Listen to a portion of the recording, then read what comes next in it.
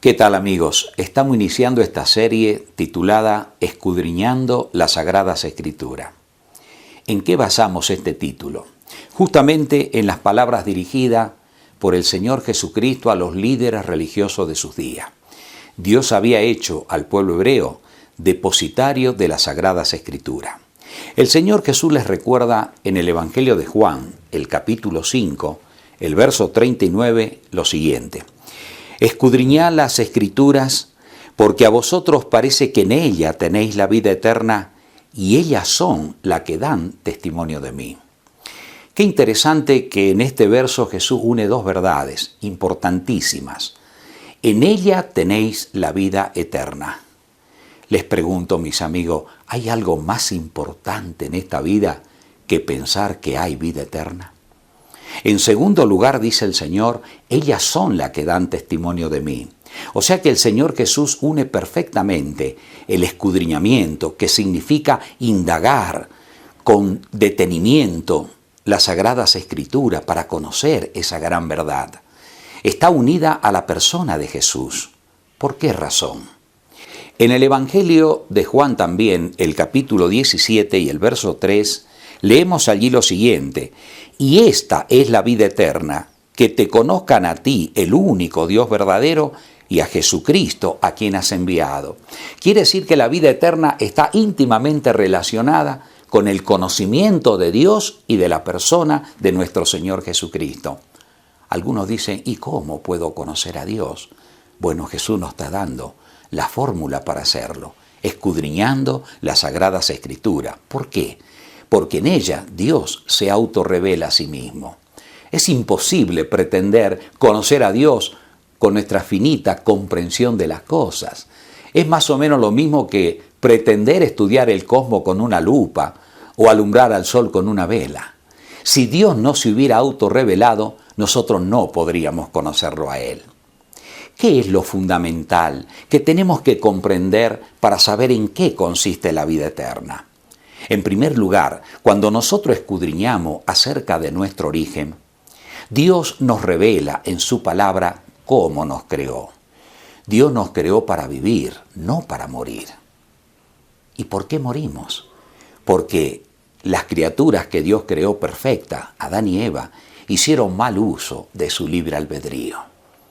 La Sagrada Escritura, en el libro del Génesis, nos revelan que Dios le había dado instrucciones a ellos.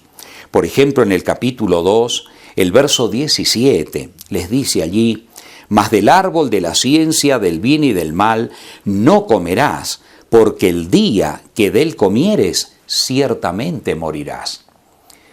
Cuando se estudia detenidamente y se escudriña todos los detalles que tienen relación con la caída del hombre, nos damos cuenta que lamentablemente la causa de la muerte, de la desdicha, del sufrimiento, está en la rebelión que el hombre tuvo con la voluntad de Dios. Ahora, Dios le dice acá a Adán que el día que de él coma vas a morir, no 930 años después como vivió Adán. La pregunta es, ¿y por qué no murió Adán ese mismo día? Si Dios le había dicho que el día que coma iban a morir. Bueno, es que ese día hubo sustituto en el Edén. ¿Quién fue ese sustituto? En la Sagrada Escritura se nos dice allí en el capítulo 3, el verso 21, y Jehová Dios hizo al hombre y a su mujer túnicas de pieles y los vistió. Este verso, que en apariencia es muy pequeñito, encierra una gloriosa verdad. Tenemos que imaginarnos lo que pasó allí en el Edén. Cuando Adán y Eva pecaron, corrieron, se escondieron al escuchar la voz de Dios, y dice la Biblia que cogieron hojas de higuera para cubrir sus cuerpos. Lógicamente que al pecar, la gloria que los cubría a ellos, el manto de luz como el que cubre a los ángeles, desapareció y se vieron que estaban desnudos. Y ellos intentaron cubrir esa desnudez con hojas de higuera.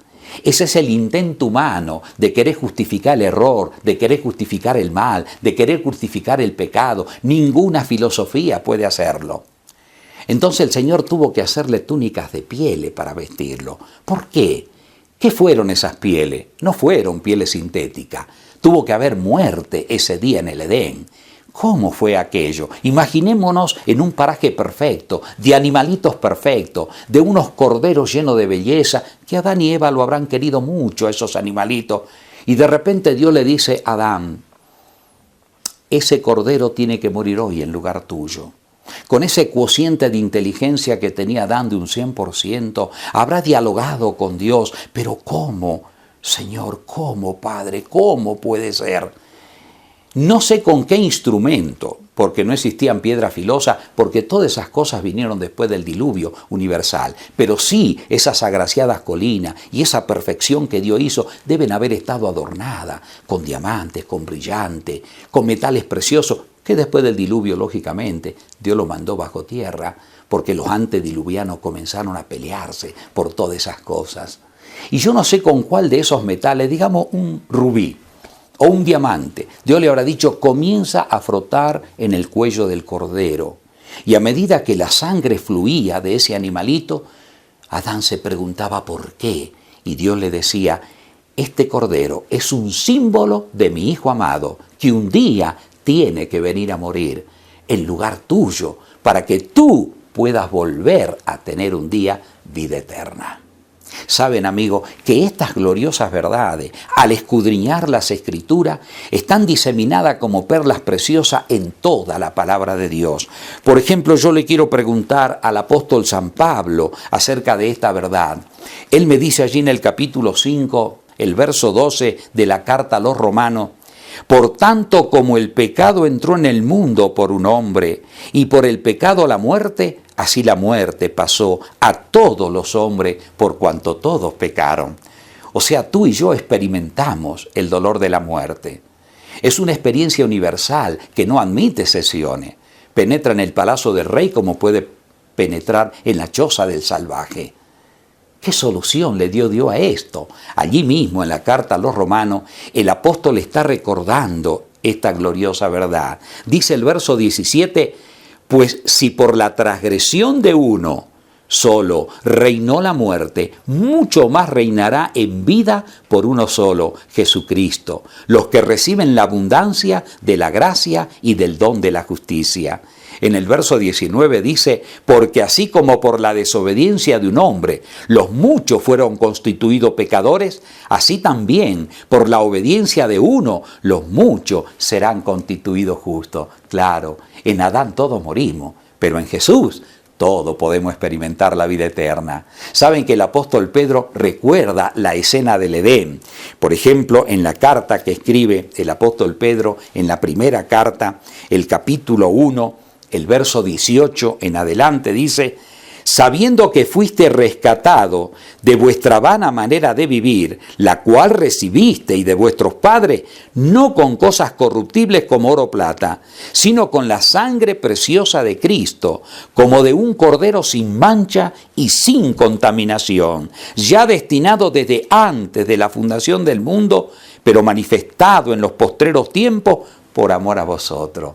El apóstol Pedro está recordando que aquel cordero que se inmoló allí en el Edén estaba simbolizando al Hijo de Dios. Para terminar esta meditación, en esta primera introducción del tema, yo quiero recordarte, amigo, la invitación de Jesús.